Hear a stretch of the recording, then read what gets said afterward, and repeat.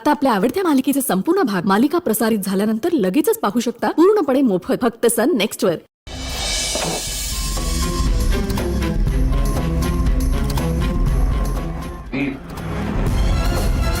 खरं तर ही खोली मी युवराजसाठी म्हणून राखून ठेवायचा विचार केला होता। तो जेव्हा त्या मुलीला कंटाळून इकडे येईल परत तेव्हा इथे राहील म्हणून।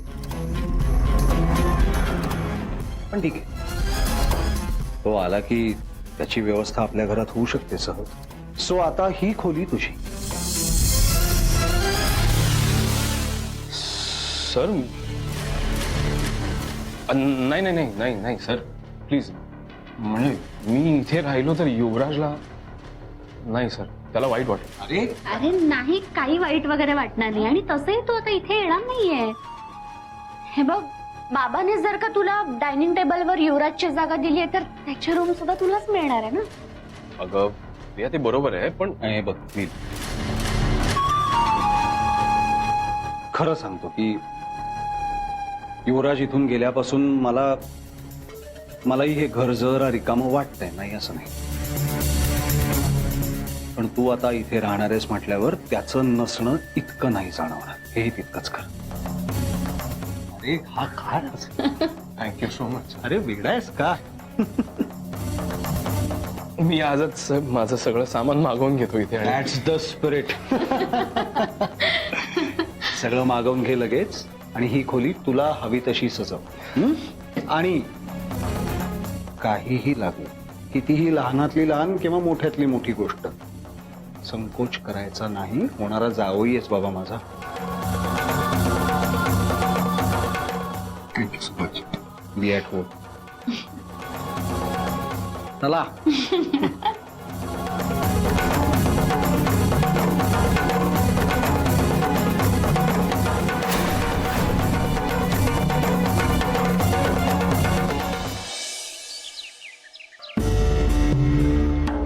चला। कधीच कोणाचं ऐकणार नाही ना तुम्ही? लगेच आता अगदी ऑफिसला जाण्याची खरंच गरज आहे का? अजून तितकी तुमची तब्येत बरी नाहीये। पण आता तितकी बिघडलेली राहिली नाहीये। हिंडतोय फिरतोय ना, सुधारणा झालीये ना, मग घरात कशाला बसून राहायचं? कामात लक्ष घालायला नको का? सर पण काल मेनका जे काही बोलली, ज्या काही धमक्या दिल्यात, काही होत नाही रे। अनेक वेळा पोकळ धमक्या दिल्यात, पाठीमागून वार केलेत, खूप प्लॅन्स केलेत, सगळे फेल गेलेत। स्वतः म्हणजे ती सगळे प्लॅन्स फेल गेलेत वगैरे, काही होत नाही। फक्त ती दुसऱ्याच्या बिझनेस मध्ये लुडबुड करू शकते, माझ्या तर करूच शकते, म्हणूनही मला लक्ष घालायला नको का? नाही सर, पण तुम्हाला आता ऑफिसची, आपल्या बिझनेसची काळजी करण्याची काहीच गरज नाही, कारण आता तिथे तुमच्यासोबत मी सुद्धा असणार आहे। सो हो नील, तू आहेस, युवराजही आहे, पण मला जातीने लक्ष घालायला हवं, कळतंय? तुला ही काळजी वाटते ना? ती मुलगी आता घरात नाही, माझा सुरक्षा कवच, अमुक तमुक, तर हे बघ असं काही नाही। ती मुलगी इथे नाहीये म्हणून मला काही होणार नाही। इनफॅक्ट ती इथे नसल्याने माझं काही वाईट होणारच नाही, कारण तिची सावली माझ्यावर पडत नाही। तुम्ही काळजी घ्या, हलगर्जीपणा करू नका। मी काय म्हणते, आपण परत एखादा बॉडीगार्ड ठेवूया का? म्हणजे मग आई, यापुढे आयुष्यभर सरांचं रक्षण करण्याची जबाबदारी माझ्यावर आहे। घ्या, आणि यापुढे सरांचं सुरक्षा कवच सुद्धा मीच असणार, तुम्ही नका काळजी करू।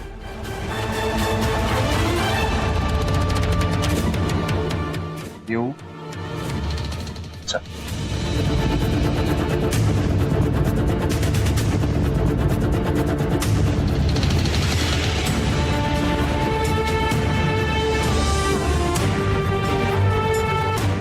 चला काढा गाडी। सर, आपण एक काम करूया का? आपण आज तुमच्या गाडीने नको जायला का सर? आपण आज त्या गाडीने जाऊया। अरे कशाला? ठीक आहे की। नाही काय ना सर, हल्ली रस्ते खूप खराब झाले, खूप हिसके बसतात जाताना, आणि तुम्ही आत्ता हळूहळू रिकवर होताय, त्यामुळे थोडे दिवस तरी आपण कम्फर्टेबली जाऊया, म्हणून प्लीज।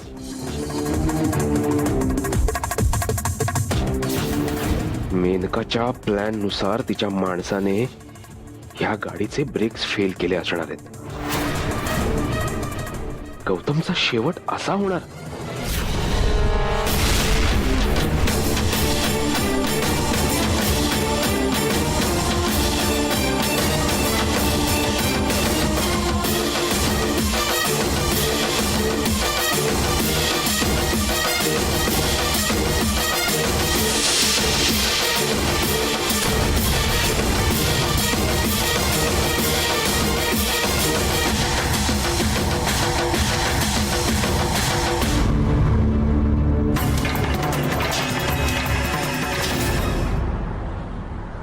हॅलो, हा मेनकाजी, तुम्ही सांगितलेलं सगळं केलंय.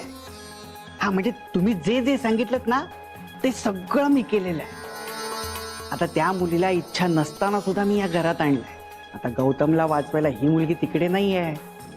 आता तिला सांभाळायचं म्हटल्यावरती थोडाफार खर्च होणार ना इकडे. नाही त्याचा मी करतोय खर्च.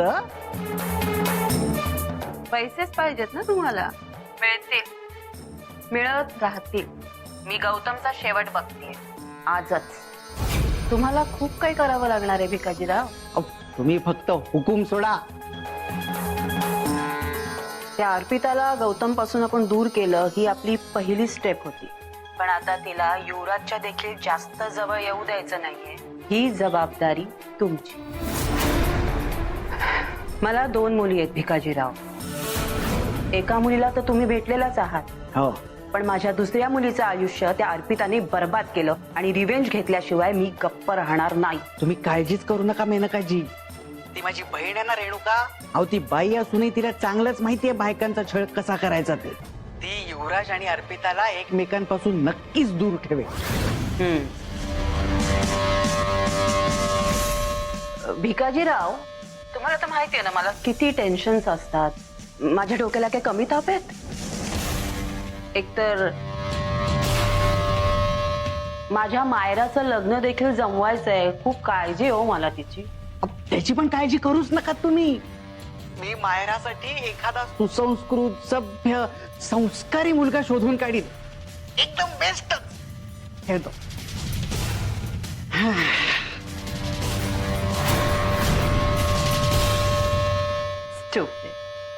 वाह, मायरा मायरा आणि युवीची मैत्री झाली तर मग प्रेम, मग लग्न, मग मायरा या भिकाजी कुबेरची सून होणार. खर तर मेनका ही गौतम इतकीच श्रीमंत आहे. नाही नाही, जरा जास्तच आहे. अरे ही मुलगी जर का या घरची सून झाली ना तर गौतमच्या अशी कटकन कानफाटातच बसेल. काय नाहीये मेनकाकडे. 4-5 मोठमोठे बंगले, 4-5 गाड्या. हे लग्नानंतर सगळं मायराचं होणार. म्हणजे माझंच.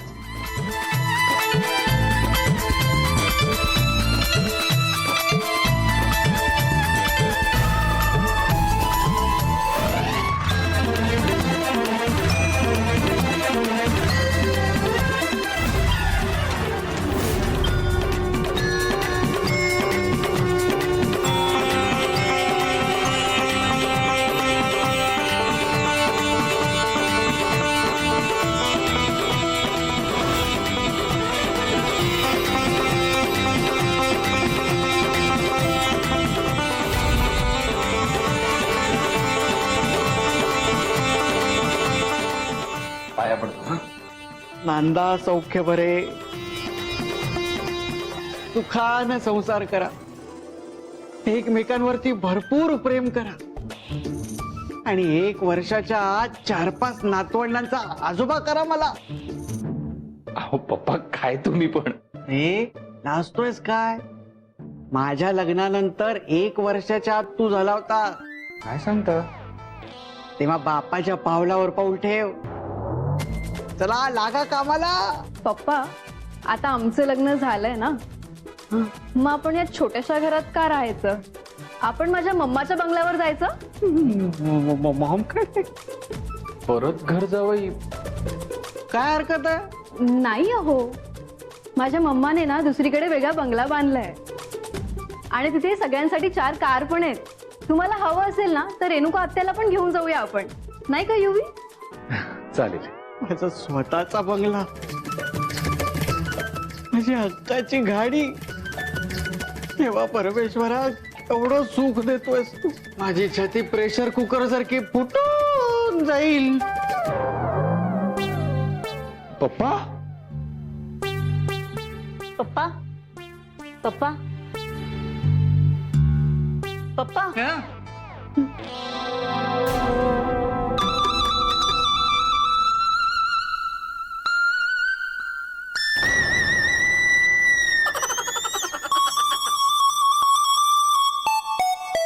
तू हो मीच. पप्पा जेवायला चला, आज मी तुमच्या सगळं आवडीचं बनवलंय. सकाळी माझ्या आवडीचा चहा केलास, आता माझ्या आवडीचं जेवण करतेस. तू काही मागणार तर नाहीये ना? मागणार आहेच. मला वडिलांचं प्रेम हवंय तुमच्याकडून. पप्पा तुम्ही आता माझ्या बाबांच्या जागी आहात. तुम्हाला काय हवंय नकोय ते सगळं सांगा तुम्ही मला, ते सगळं करून खाऊ पिऊ घालेन. बरं पप्पा तुम्ही या, मी पुढची तयारी करते. गोड आहे मुली, संस्कारी आहे. गोड असून उपयोग काय भिक्काजी? तिच्या बापाचा 1 रुपया पण तिला मिळणार नाहीये. पण मायरा, तिला तर तिच्या आईची सगळी संपत्ती मिळणार. म्हणजे मी अरबोपती होणार. अरे असं नाचवं असं वाटतंय ना. Control control.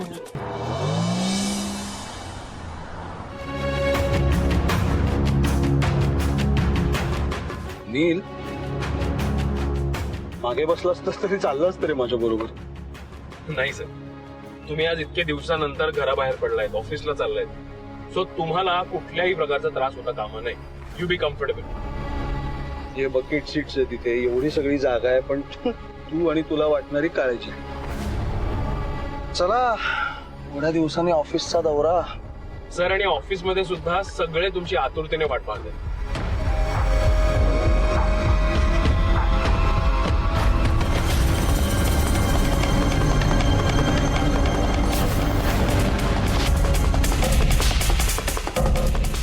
सर, गाडीमध्ये काहीतरी गडबड आहे.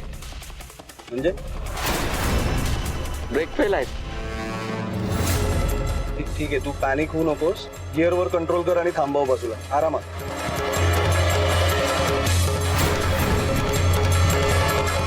आरामात.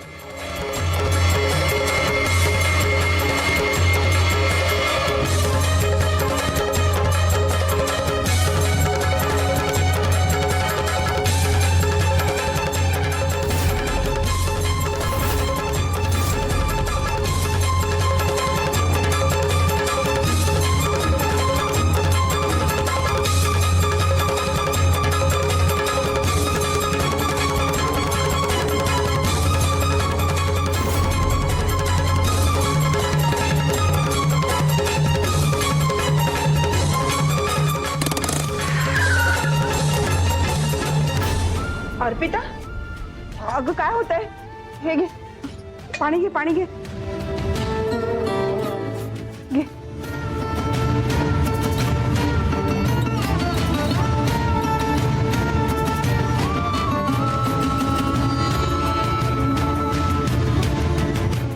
अर्पिता, काय होते बाळा? हा, माहित नाही आई, अचानक शरीरात प्राणच नाही असं झालं. अय्यो, माझे बाबा ठीक असतील ना? अर्पिता, काय होते बाळा? हा, माहित नाही आई, अचानक शरीरात प्राणच नाही असं झालं. अय्यो, माझे बाबा ठीक असतील ना? त्यांना काही झालं की हे असं होतं मला. मी फोन करून येते. आई नको, नाही, बाबांना नाही आवडणार. मी अर्पिता, नको काळजी करूस. असं काहीही झालं नसणार आहे. अगं ही तुझ्या मनाची हुरहुर आहे. मला सांग, असं काही झालं असतं तर मंजिरी त्यांनी फोन केला असता ना. नको काळजी करू. तुला आईशी बोलायचंय का? बोलायचंय?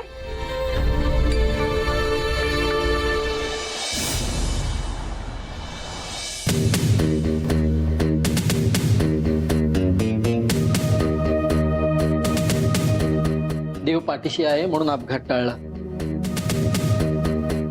नाही सर, पण मला अजूनही कळत नाहीये की आपल्या गाडीचे ब्रेक्स फेल कसे झाले.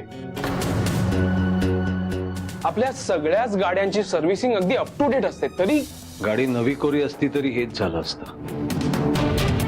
कारण हे झालं नाहीये, केलंय.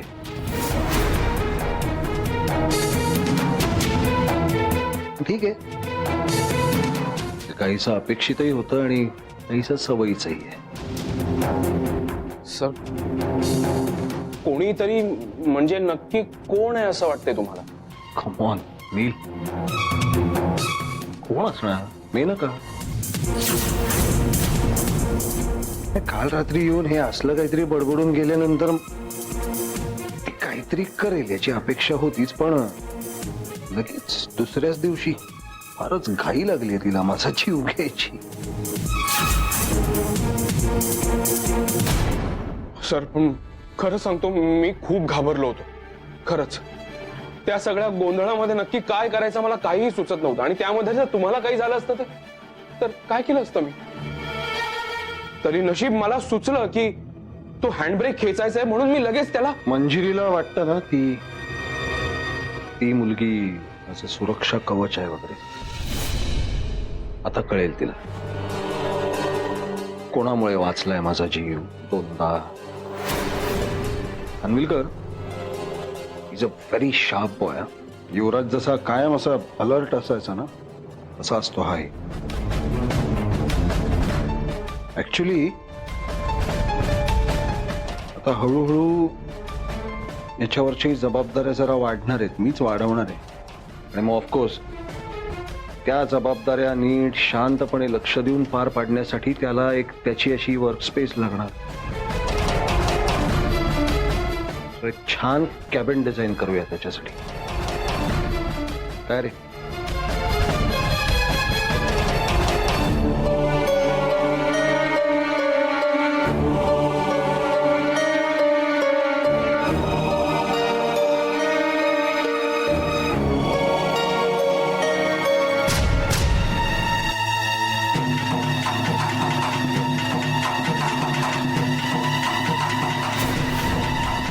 मेनकाला हे नक्कीच कळलं असेल की आम्ही त्याच गाडीने आलो ज्याचे ब्रेक्स फेल केले होते.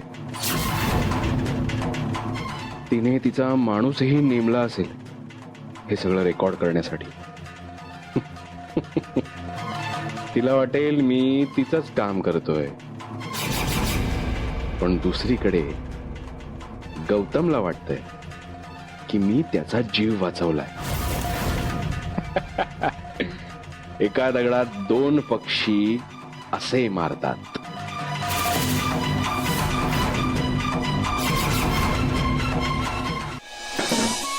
स्वयंपाक आता सुगंध दरवळतोय सगळीकडे. आई तुम्ही बसून घ्या. अगं नको, आपण दोघी नंतर बसू. आई अहो, एरवी तुम्ही सगळ्यांच्या नंतर जेवायला बसता. बसा ना, मी आहे आज वाढायला. बसा. अगं असं काय करतेस अर्पिता? आई बसा. बर बर.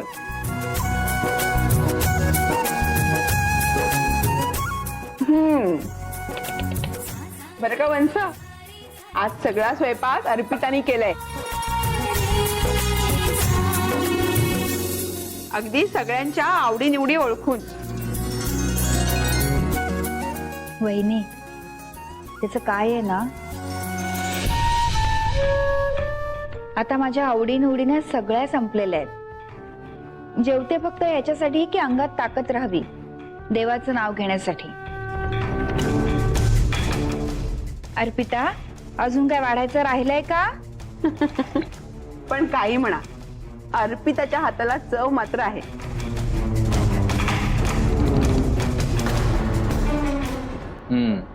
नाही, माझ्यासाठी सूप केलं नसेलच. मला खूप आवडतं सूप. अहो अर्पिता, उद्या माझ्या युवीला सूप दे हा.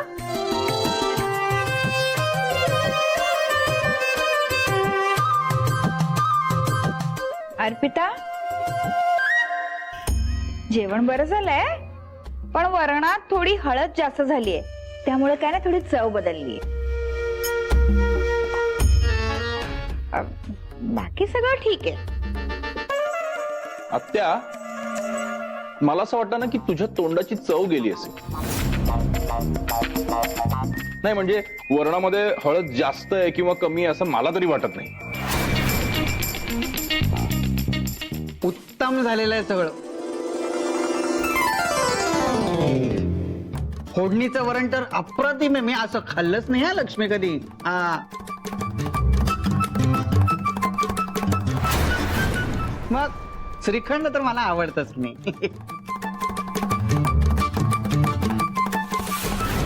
भाजी तर तुला सांगतो चिकन खाल्ल्यासारखी झाली.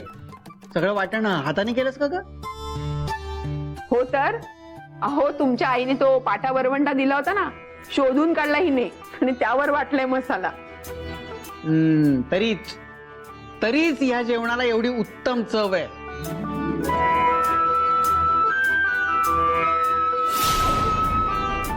अरे पाट्या वरवंट्यावरती वाटलेल्या वाटणाचा स्वयंपाक आहे ना, हा नेहमी उत्तमच होतो.